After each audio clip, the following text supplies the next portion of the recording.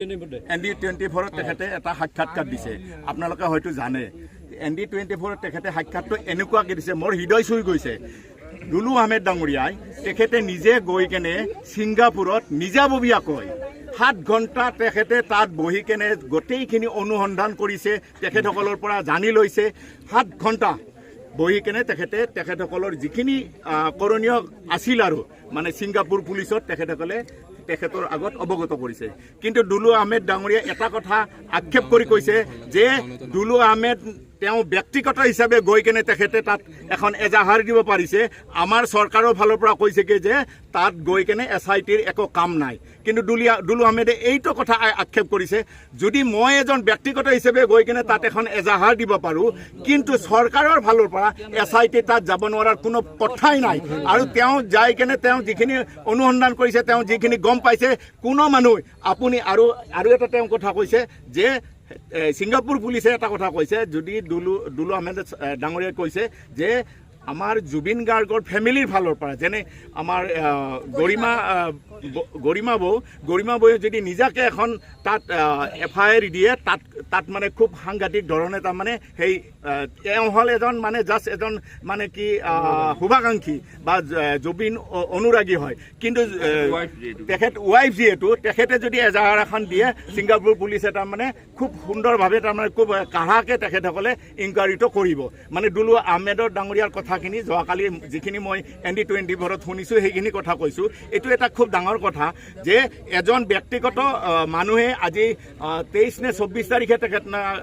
24 দিন মূৰত চাগে গৈছে তেখেতে কৈছে যে মই 24-25 দিন মূৰত গৈ কেনে তাত মই নিজাববীয়াকৈ এখন এজাহাৰ দিলোঁ কিন্তু আমাৰ চৰকাৰৰ ফালৰ পৰা বিশেষকৈ তাৰমানে যিটো জুবিনৰ বন্ধু আছিলে তাৰমানে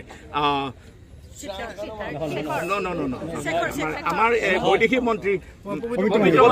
পবিত্ৰ মাৰ্ঘেৰিটা প্ৰথম মেনেজাৰ তেখেত পবিত্ৰ মাৰ্ঘেৰিটা তেখেত নিজে যাব লাগে মানে দুলু আহমেদৰ কথা হ'ল কি পবিত্ৰ মাৰ্ঘেৰিটা প্ৰথম দিনাই 19 তাৰিখে তেখেতৰ এই ঘটনাটো ঘটিছে 20 তাৰিখে তেখেত যাব লাগিছিল যিহেতু এটা চেণ্ট্ৰেলৰ এটা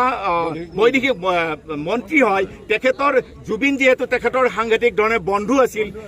নলে গলে লগা বা বহুত বছৰ তেখেতে কাম কৰিছিল কিন্তু সেই কামখিনি মানে পবিত্ৰ মাৰ্ঘেৰিটাই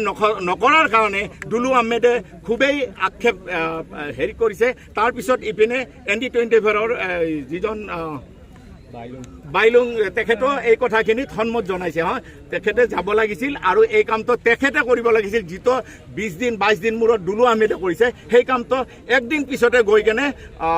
পবিত্ৰ মাৰ্ঘেৰিটাই কৰিব লাগিছিল এইটো এটা আমিও গৰিহণা দিছোঁ পবিত্ৰ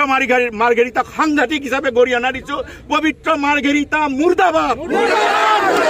পবিত্ৰ মাৰ্ঘেৰিটা মুৰ্দাবাদ পবিত্ৰ মাৰ্ঘেৰিটা মুৰ্দাবাদ তেখেত যিহেতু এটা আমাৰ দায়িত্ব পালন নকৰিলে বিশেষকৈ জুবিন গাৰ্গৰ ক্ষেত্ৰত তেখেতে যিটো দায়িত্ব পালন কৰিব পৰা তেখেতৰ পাৱাৰ আছিল সেইখিনি তেখেতে প্ৰয়োগ নকৰিলে ইয়াৰ কাৰণ কি আমি বুজি নাপাওঁ কিন্তু এইটো ভৱিষ্যতে হ'ব নালাগে আৰু সেইকাৰণে মই এটা ধন্যবাদ জনাইছোঁ দুলু আহমেদক কাৰণ তেখেতৰ পৰা আমি ছিংগাপুৰৰ কথাটো আমি ইয়াত নাজানো কিন্তু তেখেতৰ পৰা আমি যোৱাকালি যিখিনি গম পালোঁ মানে খুবেই ভাল লগা কথা খুবেই মোৰ ফালৰ পৰা মই নিজাববীয়াকৈ মই তেখেতক ধন্যবাদ জনাইছোঁ যে তেখেতে এনেকুৱা ধৰণৰ এটা পদক্ষেপ লৈ কেনে আমাৰ এই হিয়াৰামুথু জুবিন গাৰ্গৰ ক্ষেত্ৰত তেখেতে এই কামখিনি কৰিছে গতিকে মোৰ এইখিনিয়ে ক'ব লগা ধন্যবাদ